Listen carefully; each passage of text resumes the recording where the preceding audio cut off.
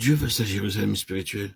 Il la veut rétablie, ou tout, d'une manière délibérée et joyeuse, et pour le Seigneur, un peuple qui fait ses délices du Seigneur. Notre Seigneur Jésus était l'incarnation de ce principe. C'est mes délices, ô mon Dieu, de faire ce qui est ton bon plaisir. Psaume 48.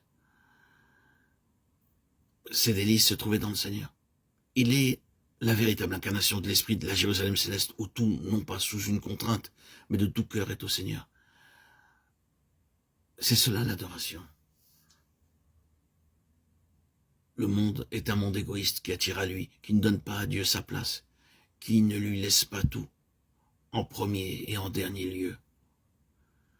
Voilà comment sont les choses. Maintenant, considérez cette muraille en ruine dans son délabrement, comme nous le faisons lorsque nous nous laissons livrer à nous-mêmes. Pourquoi cet état de choses? Pourquoi cette allure de tragédie? Qu'est-il arrivé que chacun, voyant cela, hoche la tête ou pousse un soupir? Que s'est-il passé pour ce qui était autrefois si glorieux en soit arrivé à ceci? Quelle en est la raison? Qu'est-il arrivé à ces murailles de Jérusalem? La réponse est, leur adoration s'est éloignée du Seigneur. La chose même pour laquelle Jérusalem existait, à savoir être entièrement au Seigneur, s'est effondrée. Ils permirent à d'autres objets d'adoration de saisir leur cœur et leur vie. Oui, le Seigneur fut chagriné à Jérusalem, n'avait donc plus de raison d'être aux yeux de Dieu. Dieu ne voit plus aucune raison pour qu'elle doit subsister, donc il la livre à la destruction. Et ce n'était pas ce à quoi elle était destinée.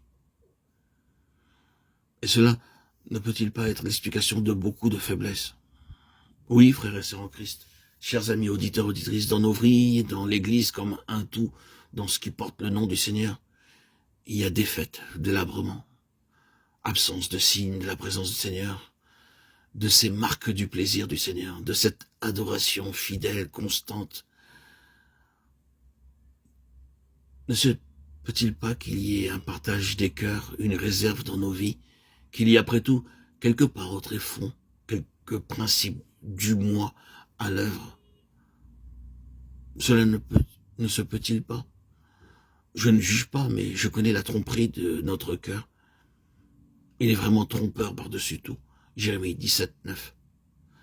Très souvent, quand nous pensons que ce que nous faisons est pour le Seigneur, nous-mêmes, nous y trouvons beaucoup de plaisir. Et si dans le service du Seigneur, l'élément du plaisir personnel n'est pas accordé ou est voilé, nous passons par des moments très désagréables. Après tout, c'était d'une façon ou d'une autre pour nous-mêmes. Oui, c'est comme cela. Nous ne voulons pas être trop introspectifs, mais vous voyez ce que je veux dire. Le Seigneur sonde le cœur, et lorsqu'il voit réellement que le cœur est tout entier tourné vers lui, qu'il n'y a aucun mélange, aucun autre Dieu, aucun autre intérêt, alors le Seigneur se livre à cette vie-là, à cette Jérusalem-là. Le Seigneur se livre là où c'est entièrement pour lui. C'est là l'adoration. Maintenant, voyez-vous, la base de Satan pour enlever à Dieu et pour détourner de Dieu est cette misérable vie propre sous l'une ou l'autre de ses nombreuses formes. À l'opposé, la base de Dieu, là où il tient son camp, où il se livre, est celle où lui-même est seul. Dieu se livre à lui et à personne d'autre. Si le Seigneur est ici, si le Seigneur a sa place pleine et entière, complètement, si tout est pour le Seigneur se livrera à ce terrain-là. Non pas au nôtre et certainement pas à celui de Satan, mais à lui-même. Si c'est pour lui, alors il se tiendra en sa faveur. Et nous sommes tous d'accord que cela est parfaitement sûr, et quoi que ce soit d'autre ne serait aucunement sûr.